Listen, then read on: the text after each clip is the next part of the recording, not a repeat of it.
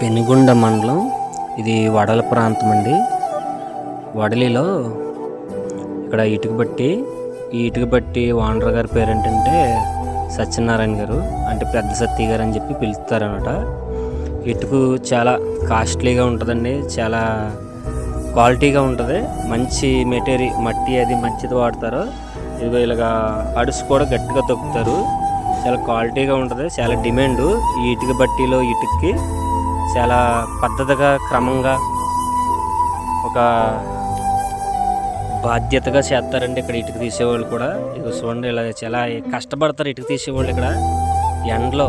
ఇప్పుడు మధ్యాహ్నం 2:30 ఆ టైం అవుతుంది, సమయంలో కూడా వీళ్ళు చూడండి ఎంత యాక్టివ్గా పనిచేస్తున్నారో.